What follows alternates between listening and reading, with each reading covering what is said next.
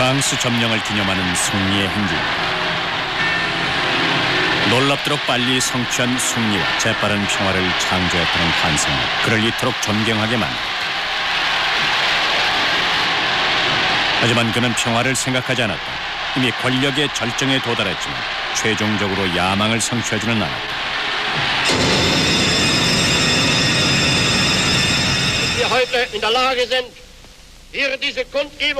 히틀러는 정권을 손에 쥐고 있는 내내 전쟁을 원하면서도 입으로는 평화에 대해서만 얘기했다. Kein Volk kann sich mehr nach Frieden sehnen als das Deutsche.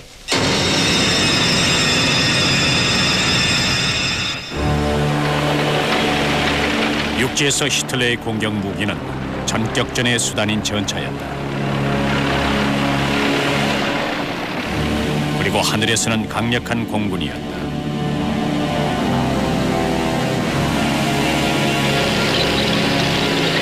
무기 산업은 엄청나게 많은 돈을 벌었다. 이 무기들은 외상으로 구입한 것들로서 오직 전쟁만이 파산을 막을 수 있었다. 히틀러는 두 가지 목표를 달성하기 위해 전쟁이 필요했다. 아직은 누구도 그 의미를 깨닫지 못했다.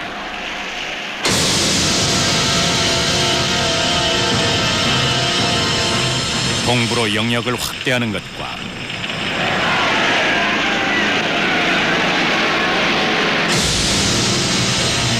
유럽 전역의 유태인을 전멸하는 것이었다.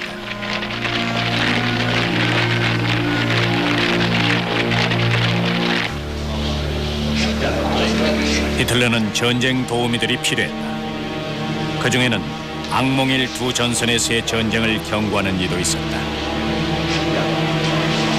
하지만 히틀러는 직접 그 효과를 확인한 분할 통치법을 주장했다.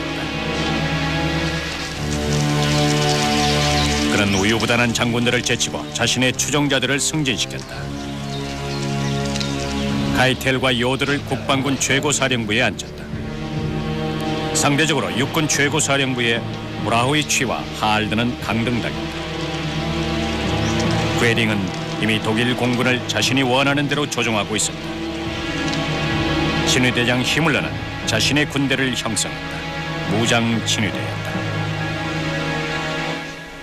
상부에서의 완전히 비현실적이고 구조적인 대변동은 오직 권력을 분산시키려는 히틀러의 욕심이라고밖에 설명할 수가 없었습니다. 따라서 어느 한 사람에게 너무 많은 군사 결정권이 모이는 일이 생기지 않도록 하려는 심산이었죠. 히틀러는 모든 결정권을 자신이 갖고 있길 원했습니다. 자신의 독재 권력을 바탕으로 전쟁 계획을 세웠다. 사실 처음에는 폴란드만 공격할 생각이었지만 서방 세계가 그것을 허락하지 않는다면 두 전선에서 전쟁을 치르게 될 터였다.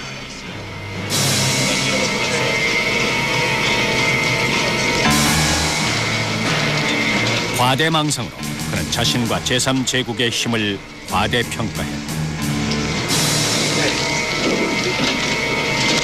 초반에는 그의 모험이 성공하는 듯 싶었다. 불구대천의 스탈린과 조약을 맺었다. 권력욕에 사로잡힌 두 독재자는 이데올로기를 제쳐두었다. 1939년 8월 리벤트롭과 몰로토프 두 교섭자는 전리품을 나누는 비양심적인 계획을 작성했다.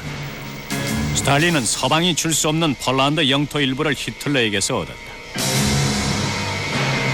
또 히틀러도 전쟁을 계속할 수 있었다.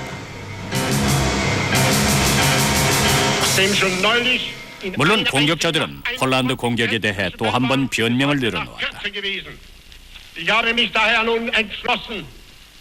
mit Polen in der gleichen Sprache zu reden, mit der Polen und seit Polen.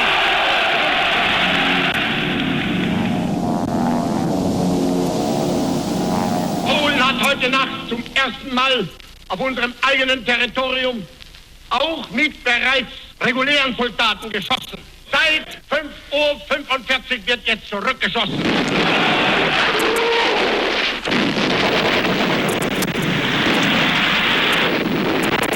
Ich habe nun über 6 Jahre am Aufbau der deutschen Wehrmacht gearbeitet. Es sind in dieser Zeit über 90 Milliarden für den Aufbau dieser Wehrmacht angewendet worden. Das Vertrauen auf Sie ist unerschütterlich. Ich will nichts anderes jetzt sein als der erste Soldat des Deutschen Reiches. Ich habe damit wieder jenen Rock angezogen, der mir einst selbst der heiligste und teuerste war. Ich werde ihn nur ausziehen nach dem Sieg oder ich werde dieses Ende nicht erleben. 적어도 마지막 그 말은 지켰다.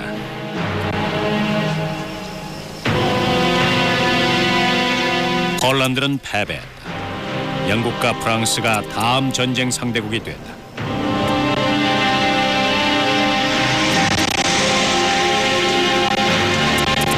독일군이 바르샤바로 행진하자 친위대의 특수부대는 폴란드인을 위해 준비한 것을 보여준다.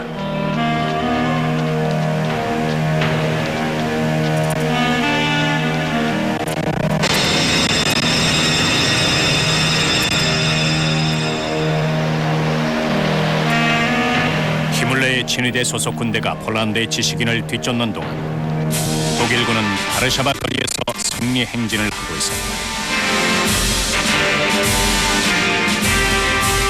이 시기에 히틀러는 군사행동 지휘권을 장군들에게 맡겼다.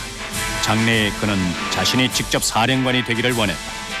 히틀러는 아마추어 군인이라고 불릴 수 있는 모든 사람들 중에서 첫 번째였지 그 이상은 아닙니다. 그것도 1차 대전에서 겪은 경험에 의존하는 성향이 짙었어요. 그는 지능이 아주 뛰어났어요. 굉장한 지능을 갖고 있었죠. 하지만 분별력 없이 그 지능을 실전에 적용했어요. 히틀러는 만일 어떤 사람이 한 군인에게 자신의 이데올로기를 불어넣어서 완전히 빠지게 만든다면 그 군인은 모든 장애를 극복할 수 있다고 믿었습니다. 기술이나 무기의 난관까지도요. 군사작전이라는 관점에서 봤을 때 그가 가지고 있던 생각들은 부분적으로 틀리거나 나쁘지는 않았습니다. 하지만 그에게 부족했던 점이 있는데요. 그는 그 필요성도 느끼지 않았어요. 그에겐 감지력이 없었어요. 사건의 사실이나 상황이나 장애들이나 한계 같은 어디에나 존재하는 요소들에 대한 감지력이 부족했습니다. 지휘관은 장애물을 무시해버리고 말았다. 프랑스를 공격하기 위해서 만슈타인 장군이 고안한 위험한 작전을 선택했다. 그의 목표는 연합군을 벨기에 쪽으로 유인한 다음 기갑부대가 초음 공세로 뒤쪽에서 공격해 아르덴 공원 왼쪽을 관통하는 것입니다. 위험을 무릅쓰는 것은 자신을 천재라고 여기는 모험가에겐 필수였다.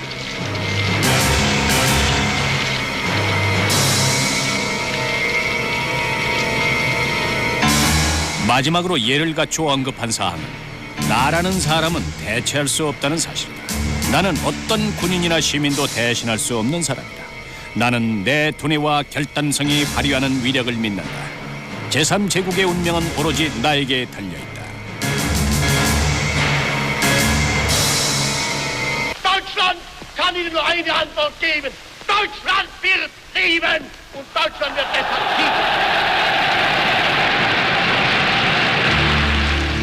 연설 무대에서 보여준 환호에도 불구하고 전쟁에 대한 국민과 장군들의 열의는 더욱 확실한 많은 것을 요구했다. 이제 히틀러는 흔들리는 지휘관이라는 다른 면을 보여줬다. 실패에 대한 두려움 때문에 프랑스 공격을 29번이나 연기했다. 그리고는 북쪽에서 기습 공격을 감행했다. 나치 뉴스 영화는 그것을 훌륭한 선제 공격이라고 칭송했다. Die Gegner versuchen vielmehr, sich neue Aufmarschgebiete in Skandinavien zu schaffen. Diesem Plan kommt der Führer am 9. April 1940 zuvor. 10 Stunden früher besetzen deutsche Truppen Dänemark und Norwegen. Die Kriegsmarine schlägt der englischen Flotte alle Trümpfe aus der Hand. Vorbildlich ist das Zusammenwirken der 3 Wehrmachtteile.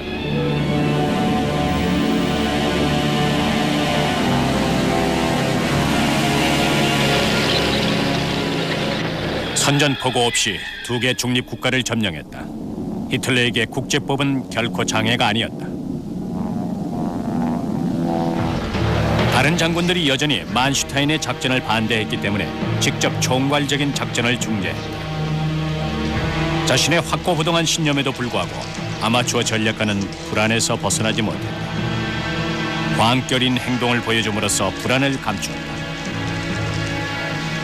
마침내 공격 날짜를 정한 것은 30번째 회의였다. 첫 번째 희생자는 중립국인 네덜란드, 벨기에, 룩셈부르크였다.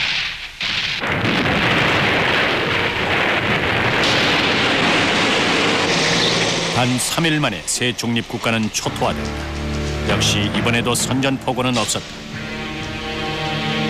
선전포고를 내리는 것은 기사도적인 인상을 주기 위해서 애쓰는 위선자임을 증명하는 것이다. 내 인생에서 선전포고하는 일은 절대 없을 것이다. 행동으로 보여주겠다.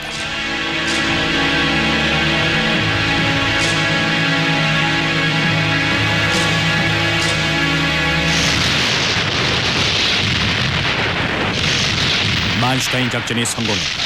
독일 전차가 해협을 단시간에 공격했다.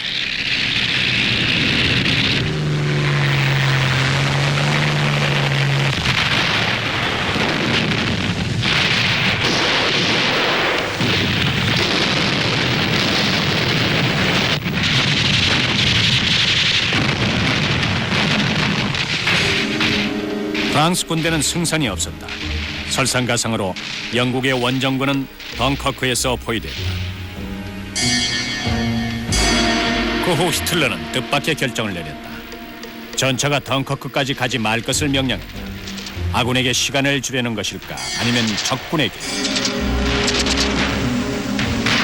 히틀러의 이런 결정은 훗날 실패에 상당한 영향을 미쳤다.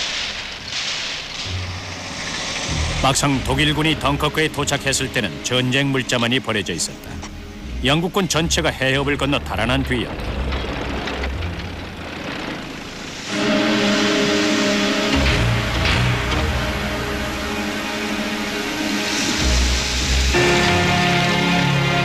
독일의 승리를 기리는 베르덩 기념비다. 프랑스는 패배했다. 1차 대전에서 거둔 2배로 값진 승리였다. 히틀러에게는 고루한 성향의 장군들에 대한 그의 통찰력이 승리한 것이기도 했다. 승리의 기분이 들던 히틀러는 파리에서 위대한 승리의 축전이라고 하기에는 너무나 소박한 군사 행진을 벌였다.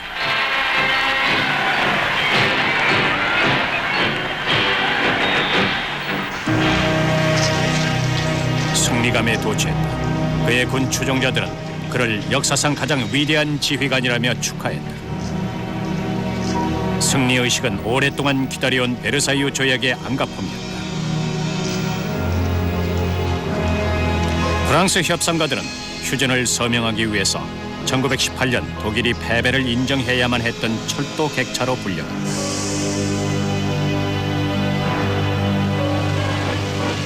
승리자들이 베를린으로 돌아왔다. 이때처럼 독일 국민들이 히틀러가 지나가는 걸 존경의 눈빛으로 본 적은 없었다. 이 세상에서 가장 위대해 보였어요. 정말 위대했죠. 단순히 온 국민이 그에게 갈채를 보냈기 때문이 아니라 저를 포함해서 모두가 그에게 넋이 빠져 있었어요. 게다가 그는 비단 저뿐만이 아니라 모든 사람이 그에게 반하게 만드는 그런 카리스마를 갖고 있었어요. 상대를 위압하는 힘을 갖고 있었죠. 전 전투에서 승리를 거두거나 적군의 도시를 함락한 뒤면 그의 위대함에 감복하곤 했습니다. 저에게 그는 한마디로 그는 신과 같았습니다. 히틀러를 더욱더 존경하게 됐어요. 그리고 그에게는 늘 이런 말이 붙어 다녔죠. 저분이 히틀러야. 저분이 하는 건 뭐든지 다 오라. 진짜 천재적인 남자야.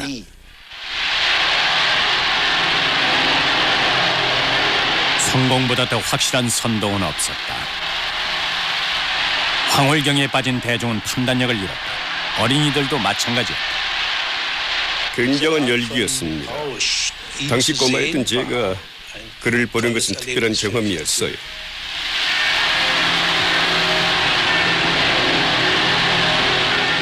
전 히틀러를 마셨어요. 우습게 들리겠지만 그건 어머니 젖을 의미하죠. 그에게 기도하기도 했는데 그건 미쳤기 때문이 아니었습니다. 제 주위에 있던 친구들도 모두 그랬어요. 히틀러를 위해서가 아니라 그에게 기도했습니다. 개인적으로 전 좋은 개념을 모두 가진 사람이 히틀러라고 생각했습니다. 명예나 자유, 조국, 공정함과 같은 좋은 의미의 모든 것을 히틀러라는 한 사람이 행동으로 보여준다고 믿었어요. 전 그가 인간이 되어 우리 앞에 나타난 신이라고 생각했습니다.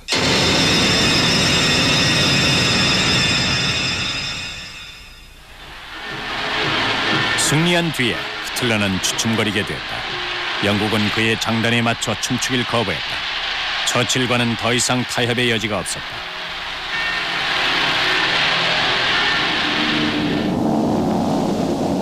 고집스런 영국을 복종시킬 의도로 영국의 상공을 공격했지만 오히려 저항은 더욱 거세졌다.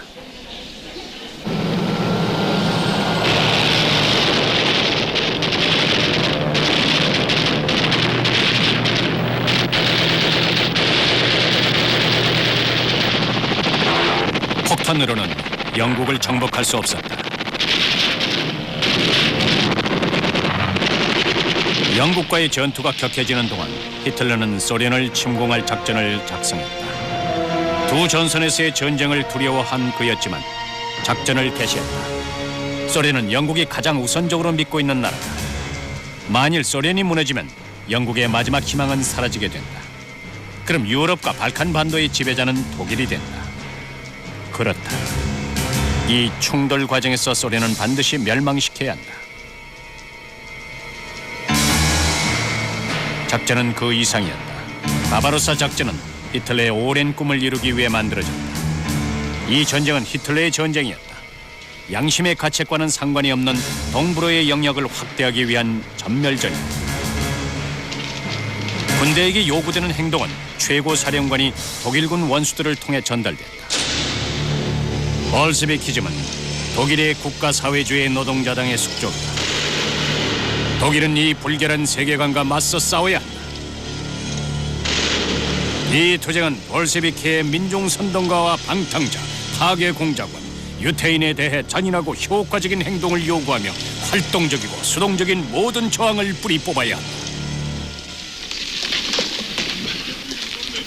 히틀러는 이를 수행하는 과정에서 법을 어긴다고 해서 기소되는 것은 아니라고 약속했다.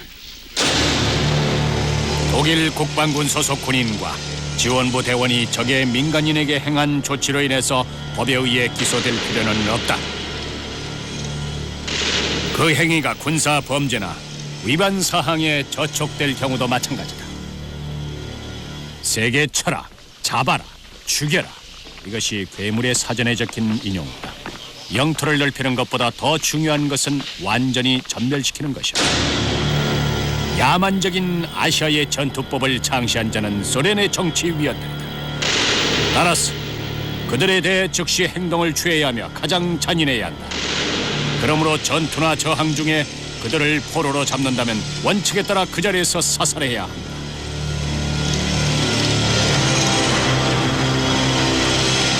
공격이 앞서 동프러시아 숲에 있는 은신처로 피했다. 히틀러는 자신이 독일 국민에게 반드시 필요한 존재라고 여겼다.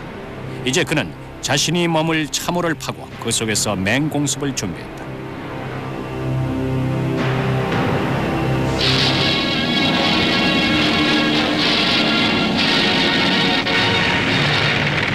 바바로사 작전은 시간을 다투는 도박과도 같았다.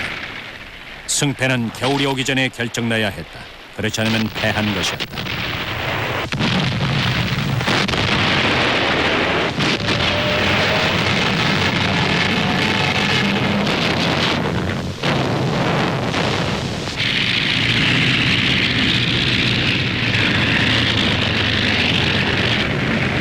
처음은 순조로웠다.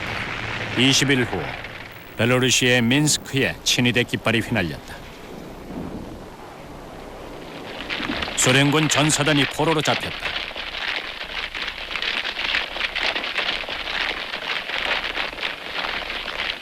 레닌그라드가 눈앞에 있었다. 지휘관은 공산주의의 예루살렘을 굶주려 죽게 하고 전멸시키고 파괴하길 원했다.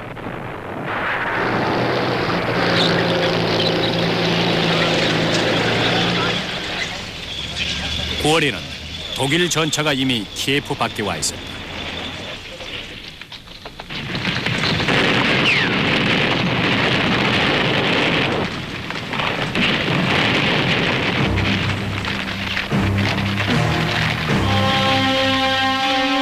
소련 전체가 포위된 채 대규모 전투에서 와해됐다.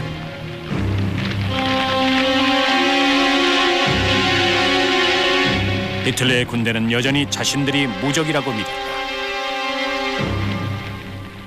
무엇보다도 전쟁 초기의 승리들이 굉장히 놀랍다는 사실은 저도 인정합니다. 정말 그랬으니까요. 또 아주 훌륭한 협공작전이 성공하기도 했습니다. 따라서 엄청난 숫자의 소련군 포로들을 잡아들였죠.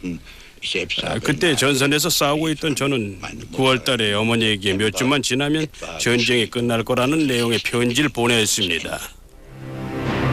그러나 그때 히틀러는 즉시 소련의 수도를 공격하는 대신 우선 군대를 남부로 진격시키자는 독단적인 결정을 내렸다. 도네파신에 있는 산업지역과 코카소스의 유전을 점령하기 위해서였다.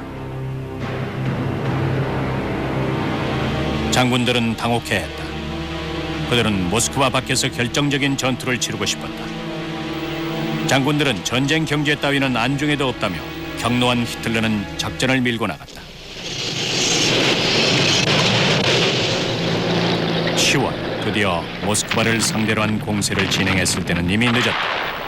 스탈린이 그 시간을 이용한 것이다.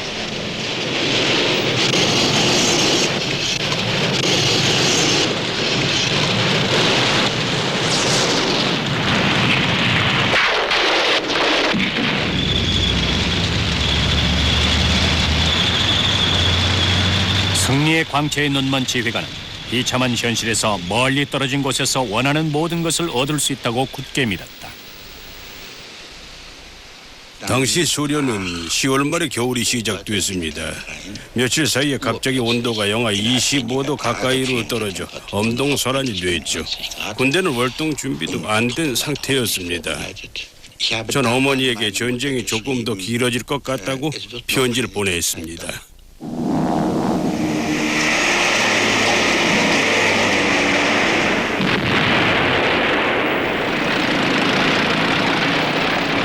독일군에게 완전 무장한 소련군과의 전투는 절망적이었다.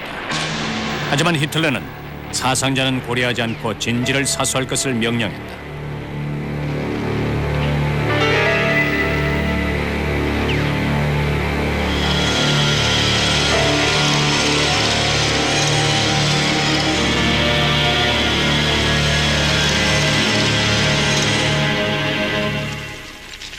(12월에) 들어서 전선을 지키는 것이 가장 중요한 문제가 됐습니다. 군대가 후퇴할 때는 전선이 무너지지 않도록 견고하게 지키는 것이 아주 중요했죠. 그때 전 어머니에게 3년 정도 더 있어야 중전될 것 같다고 편지를 썼어요. 여러분들도 젊은 장교의 입장에서 한번 생각해 보십시오. 9월에는 단 몇 주만 지나면 전쟁이 끝날 거라는 편지를 보낸 장교가 같은 해 12월에는 그 지옥 같은 전쟁을 앞으로 3년이나 더 해야 된다는 편지를 쓸 때의 젊은 장교의 마음이 얼마나 씁쓸한지 짐작이 가실 겁니다. 히틀러는 참호라는 비현실적인 세계 속에서 군대의 와해를 막기 위해 나름대로 내린 결론은 공격을 계속하는 것이었다.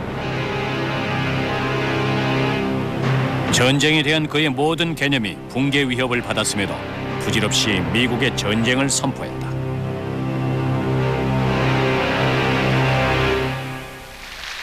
Deutschland und Italien haben dem gegenüber sich nunmehr endlich gezwungen gesehen, getreu den Bestimmungen des Dreimächte-Paktes vom 27. September 1940, Seite an Seite mit Japan den Kampf zur Verteidigung und damit zur Erhaltung der Freiheit und Unabhängigkeit ihrer Völker und Reiche gegen die Vereinigten Staaten von Amerika und England gemeinsam zu führen.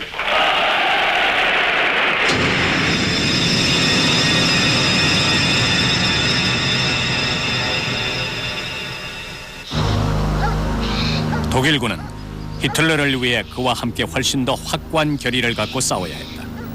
평화를 기대할 수 없었다. 아무도 히틀러와 평화를 원하지 않았기 때문에 그의 군대는 필요하다면 비참한 결말을 내서라도 전쟁을 계속해야만 했다.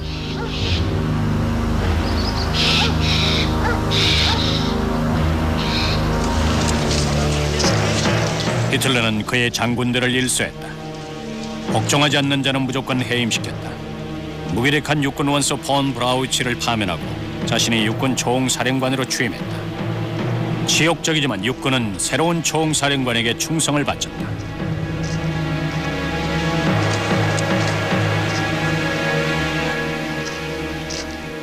잊어선 안 될 것이 있는데 당시 롬멜 장군 밑에서 싸우고 있던 저는 육군 원수들이 아주 걸출한 인물이었다는 걸 직접 경험으로 알고 있었습니다.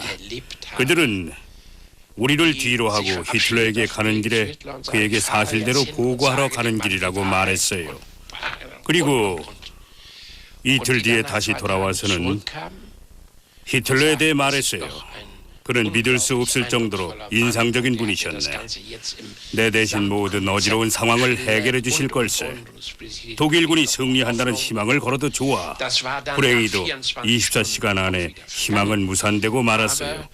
하지만 사람들은 최면 상태에 빠진 것처럼 희망에 부풀어 있거나 또는 히틀러가 많은 사람들에게 심어준 것처럼 희망을 가졌습니다. 누구도 희망을 부정할 수가 없었습니다. 이런 암시적인 힘으로 전쟁을 계속했다. 전쟁을 위한 전쟁이었다. 그가 승리의 환상에 묻힌 지 이미 오래였다.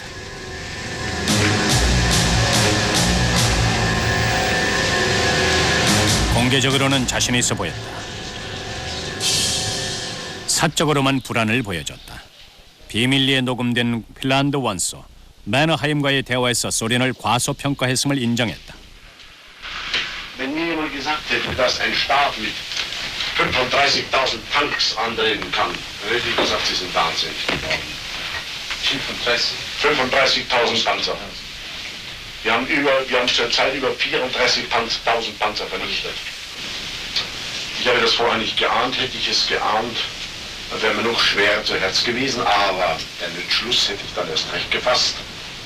Denn es blieb ja gar keine andere Möglichkeit. 이 완고한 고집의 지휘관은 한 번 더 잘못된 결정을 내렸다. 기다란 병참선에도 불구하고 그는 군대의 일부를 코카서스와 스탈린그라드로 보냈다. 42년 여름 독일군은 3만 킬로미터 길이에 달하는 유럽 전선을 방어해야만 했다. 불가능한 임무였다. 히틀러는 전선의 형편에는 아랑곳하지 않았다. 소련의 수도를 공격하는 대신 적수의 이름을 포함하는 도시를 점령하려 했다. 승리를 대신하는 상징적인 승리였다.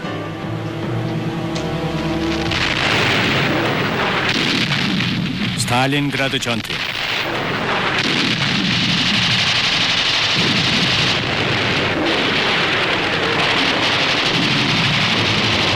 10월 제6군이 스탈린그라드를 거의 점령했다. 하지만 소련군은 볼가강 300m를 끈질기게 방어했다.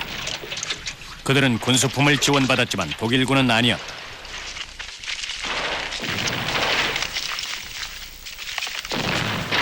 이 일이 지휘관으로서의 히틀러의 가장 큰 시행착오 중에 하나였습니다. 그 상황에서는 오만하던 히틀러 자신도 병참술에 대한 자신감을 상실하기에 충분했거든요. 하지만 그는 전쟁 2해째 맞는 겨울의 현실을 무시했다.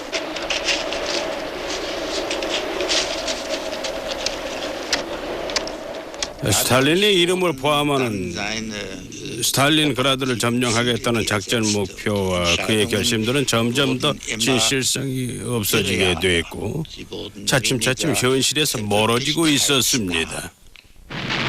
방어자는 공격하고 공격자는 방어하는 데 급급한 것이 스탈린그라드 전투의 현실이었다.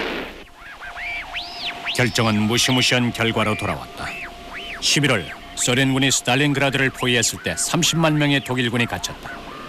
독일 장군은 돌파를 요청했지만 히틀러는 고집을 꺾지 않았다.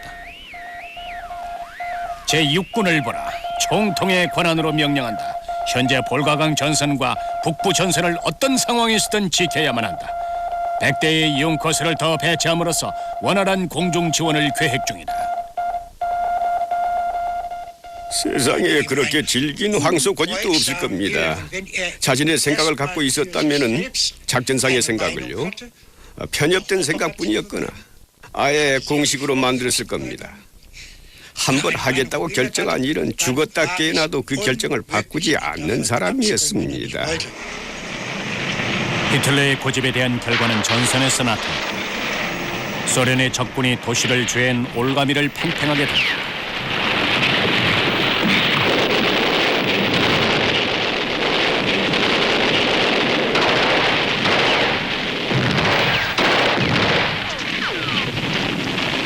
스탈린그라드의 폐허 속에 버려진 독일 군인들에게 희망이라고는 없었다. 우리에게 계속 그러더군요. 심지어 전단도 뿌렸습니다. 참아라, 총통께서 꺼내주실 거다. 그때 병사들은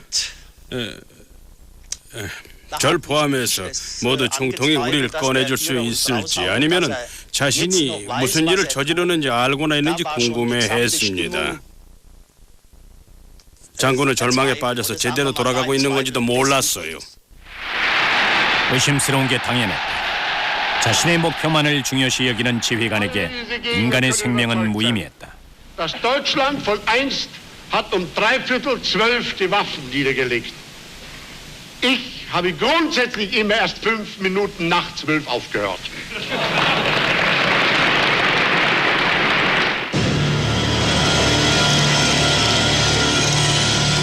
스탈린그라드 전투는 결정적인 전환점이었다. 지휘관에게 이 전투는 종말의 시작이었다. 그는 복잡한 환상의 세계 속으로 달아나 버리곤 스스로를 현실로부터 완전히 단절시켰다. 그의 국민은 현실과 맞부딪혀야 한다.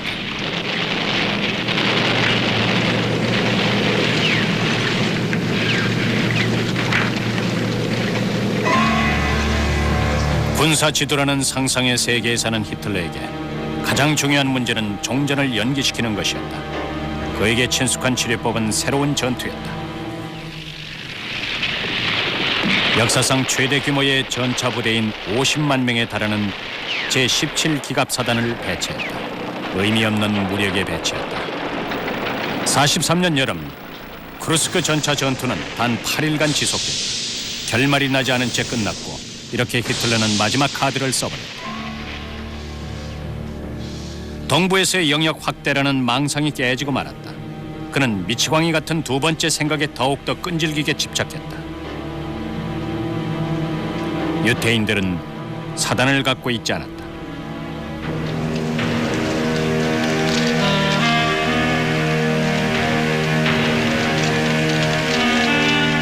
(1943년) 여름까지 집단 학살은 완벽하게 자행됐다. 아우스비츠로 가는 가축차다. 처형 집행인에 해당하는 공식 용어는 유태인 문제의 최종 해결책이었다. 그는 독일 국민에게도 나쁜 시각을 갖고 있었다. Dass nur aus einer Auslese die Stärkeren übrig bleiben. Und ich möchte es hier ruhig aussprechen. Wenn mein eigenes Volk an einer solchen Prüfung zerbrechen würde, könnte ich darüber dann keine Träne weinen. Es hätte nichts anderes verdient. Es würde sein eigenes Schicksal sein. 공습을 받은 독일의 모습이다. 신이 복수라도 한 것 같다. 연합군 폭격기가 지지자든 반대자든 가리지 않고 폭탄을 떨어뜨렸다.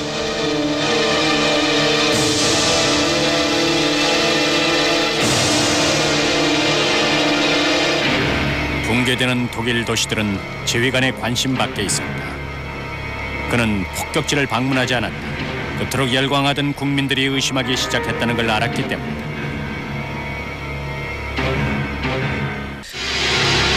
그들이 관계한 사람에 대해 뼈아픈 자각이 있었지만 너무 늦었다.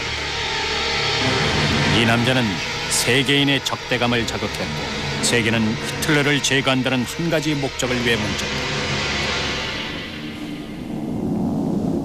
44년 6월 6일 연합군이 유럽 대륙에 착륙했다. 두 전선에서 전투가 벌어졌다.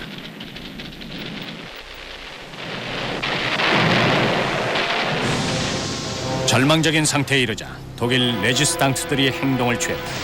용기 있는 군 장교들이 독재자를 죽이고 조국을 구하자는 음모를 꾸몄다. 그들은 생각으로 그쳤던 많은 일들을 수행했다. 우린 저녁마다 모여서 몇 시간씩 앉아 있었습니다. 장교 식당에서 맥주 한 잔씩 마시면서 이런 질문에 대해 토론을 벌였어요. 당장 할 일은 뭐지? 히틀러를 물러나게 할 수 있을까? 새 동부전선 사령관을 임명할 수 있을까? 꼭 히틀러를 법정에 세워야 할까? 해결책을 모색하던 도중 많은 장교들이 군인으로서의 복종과 도덕적인 책임감 사이에서 갈등했다. 그는 독일군의 총사령관인 동시에 육군의 총사령관이었어요. 명령을 내리는 위치에 있었죠. 이건 세계 모든 나라의 군대도 마찬가지일 겁니다. 안 그래요? 네? 하지만 우린 그를 죽여야 했어요. 히틀러 암살 시도는 성과를 거두지 못했다. 히틀러는 살아났다.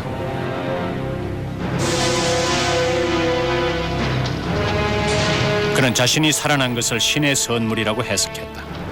그에게는 아무 일도 일어나지 않을 것이라고 행복에 젖어 추측국 파트너에게 말했다. 그러나 현실은 그 말이 자기 기만임을 증명했다. 전에는 히틀러를 자세히 본 적이 없었죠. 1944년 7월 23일에 처음으로 그를 보았을 때 전 그만 소름이 끼치고 말았어요. 제 앞에 만신창이가 된 사람이 한 명 서 있었습니다. 등은 구부정하고 한쪽 다리는 질질 끌리고 있었어요. 흔들리는 왼쪽 손만 내밀 수 있었는데 왜냐면 암살 폭파 사건이 일어났을 때 오른손을 다치는 바람에 잘 쓸 수가 없었기 때문이었죠. 눈에서는 다른 사람을 마법에 걸 정도의 광채가 나지 않았어요. 몸이 건조한 눈이었죠. 그리고 제 앞에는 녹초가 된 한 남자가 서 있었어요. 전 이 남자가 우리 모두가 늘 역동적인 모습으로 상상해오던 총통이라는 게 도저히 믿어지지가 않았습니다. Die Bataillone des Volkssturms sind zum Einsatz bereit.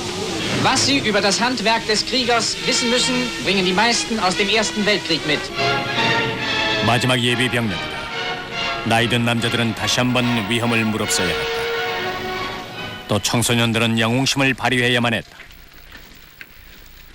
히틀러 청소년단이었던 우리들은 모두 영웅이 되고 싶은 마음이 간절했습니다. 또 독일을 구하는 데 기여하고 싶었죠. 그때 전 외부에서 우리를 향해 전진해오는 적으로부터 나라를 구하고 말겠다고 다짐했습니다. 소련은 동쪽에서부터 독일을 공격하고 있었다. 동프러시아를 향해 행진할수록 보복의 시간은 점점 가까워졌다. 히틀러가 뿌린 씨가 이제는 그의 국민들에게로 돌아왔다.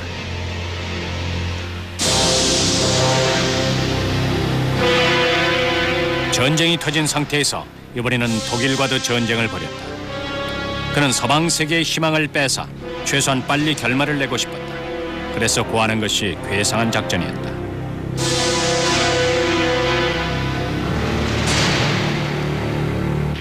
그는 현실이 원래의 총통에게 복종해야 한다는 망상에 빠져 있었다. 서방 세계에서의 마지막 도박을 위해 위태로운 동부전선을 노출시킨 채 떠났다.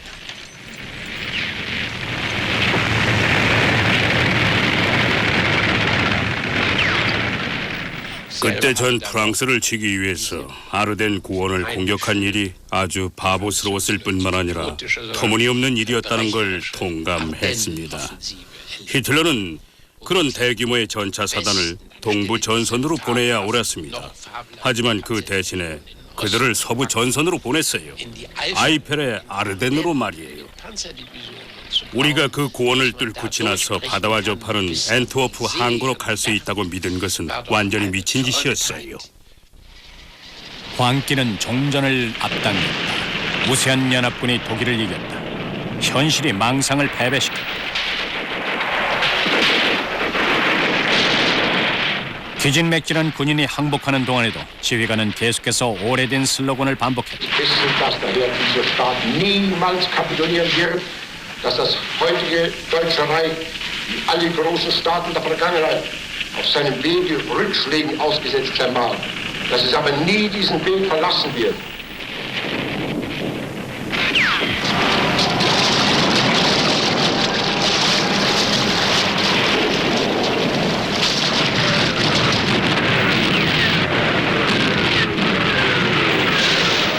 소련은 동부 전선에 일격을 가하는 것으로 응답했다.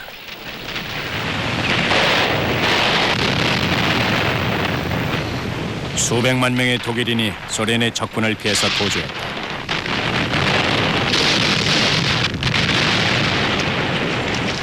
꽁꽁 언 길을 걸었고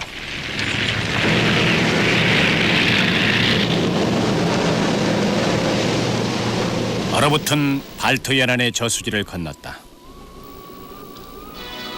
Der Führer, dessen Leben Tag und Nacht in ununterbrochener Arbeit und Sorge dem Schicksalskampf der deutschen Nation geweiht ist, besucht einen Divisionsgefechtsstand im Osten. Dem Führer werden die Offiziere des 지휘관 Stabs 역시 vorgestellt. 도주했다. 이때부터 베를린에서 명령했다. 전선에서 1시간 거리. 그는 부하들에게 더 많은 희생을 요구했다. Ich erwarte von jedem Deutschen, dass deshalb seine Pflicht bis zum Äußersten erfüllt, dass jedes Opfer, das von ihm gefordert wird und werden muss, auf sich nimmt. 모든 희생은 무의미해졌다. 우세한 병력을 갖춘 소련의 적군은 독일 수도에 폭탄을 떨어뜨렸다.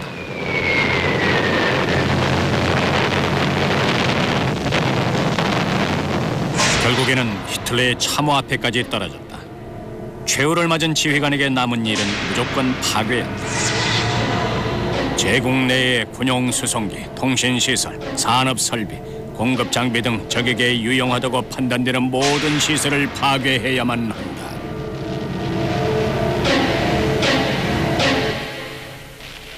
너무 늦게 전달됐다. 따라서 전선에 있는 모든 시민들은 집 밖으로 나와야 했고 폭탄 세례 속에서 운에 매달렸다.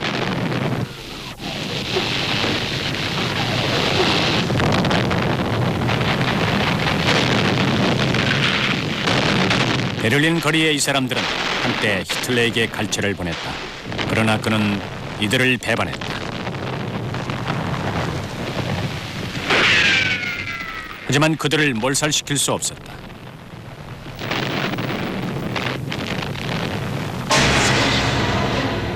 가까운 곳에서는 마지막 점호 중이었다. 어린 군인에게 훈장을 수여했다. 이들은 히틀러의 마지막 희생자였다.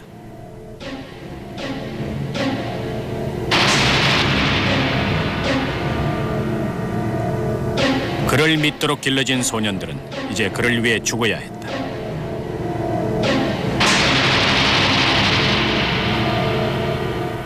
결국 저는 전쟁이 정말 지긋지긋해졌습니다.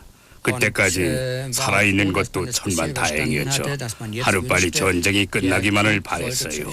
하지만 전쟁이 끝나려면 전쟁을 일으킨 장본인인 히틀러가 죽어야만 했습니다. 군인이 복종하지 않는 이상 히틀러는 전쟁을 계속할 수 없었다.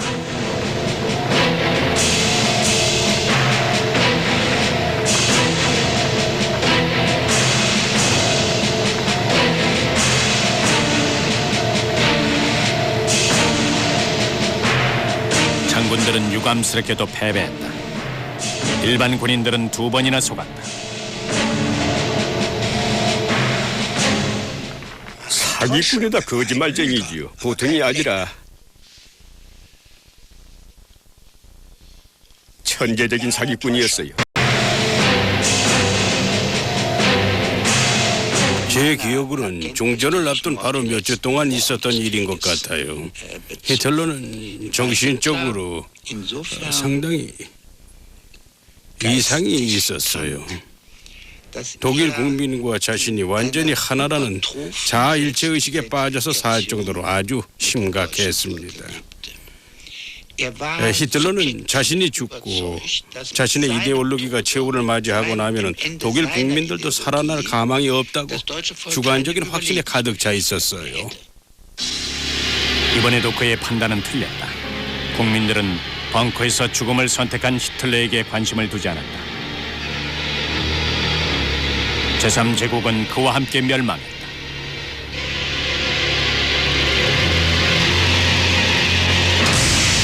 모든 사악한 감정의 중심인 히틀러가 죽고 없자 나치 정권은 유령처럼 흔적도 없이 사라졌다. 그러나 이 악몽은 여전히 우리를 괴롭힌다.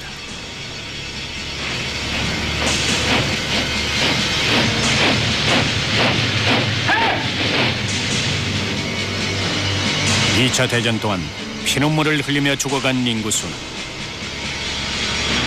스탈린그라드에서 브레스트까지, 다카우에서 아우스비츠 수용소까지 총 4천만 명.